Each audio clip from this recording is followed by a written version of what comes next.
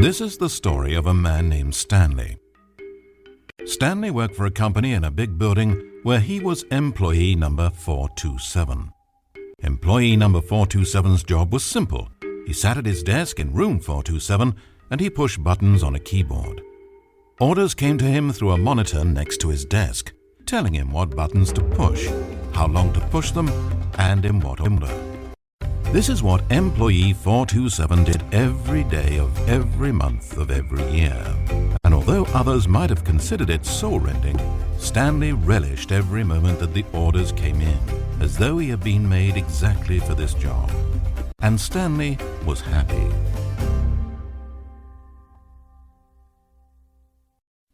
And then one day something very peculiar happened. Something that would forever change Stanley.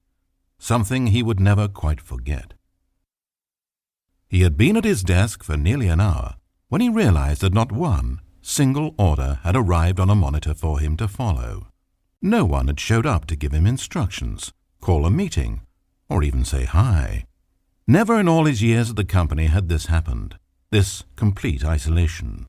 Something was very clearly wrong. Shocked, frozen solid, Stanley found himself unable to move for the longest time. But as he came to his wits and regained his senses, he got up from his desk and walked out into the hallway. Stanley decided to go to the staff lounge to check on his co-workers. He never functioned well by himself and constantly needed support and guidance from others, so the thought of total solitude was terrifying to him. When Stanley came to a set of two open doors, he entered the door on his left. This was not the correct way to the employee lounge, and Stanley knew it perfectly well. So he turned left at the first open door and walked back in the right direction.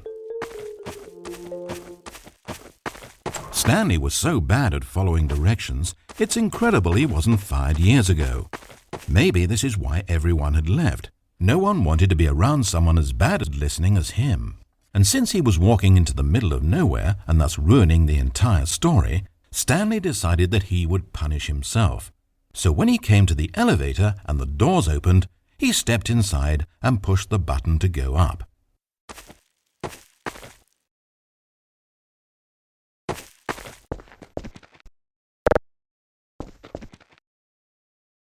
Oh, Stanley. You know, you really aren't going anywhere, and I don't say that deceitfully. I truthfully mean that there isn't a story down here. The story was back up where I told you to go in the first place. Right now, you're just running around looking at empty halls, and frankly, that's perhaps even more infuriating for me. So why don't you throw me a bone, give me a chance, and just let me tell the story I want to tell,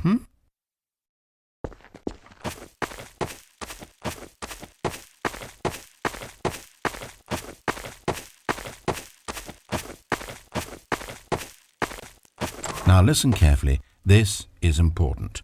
Stanley walked through the red door. Aha, perhaps you misunderstood. Stanley walked through the red door.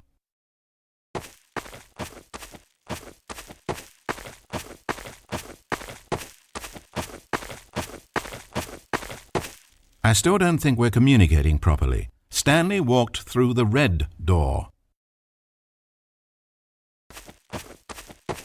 All right, fine, go ahead, Stanley. You want to know so badly what's out there? You want to find out what lies at the end of this road you've chosen? Well, don't let me stop you. You see? It's nothing. No one's even built this section of the map because you were never supposed to be here in the first place. It's just a bunch of skybox and dev wall textures. That's it. Is this what you were looking for? Was it worth ruining the story I'd written out for you? I put a lot of time into that, and now well, here you are now, just looking at nothing. To think that that's all I needed to make in the first place, just a whole lot of nothing, and you would have been happy. Well, hey, you still need a little something to do, am I right? Here, let me load up another map. See if there's something in here that'll keep you occupied.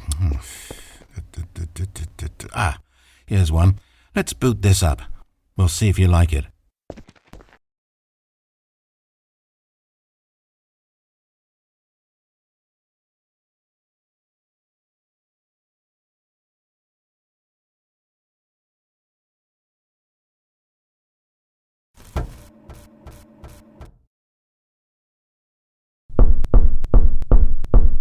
Well, Stanley, is this any better? I don't know why it would be. This map wasn't even made for you. At least I created a world specifically with you in mind. I wanted to make you a leading man. This one, well, I'm afraid you're on your own there.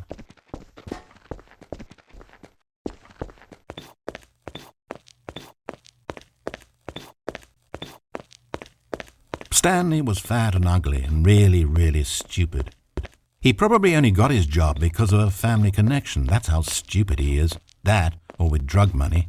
Also, Stanley is addicted to drugs and hookers.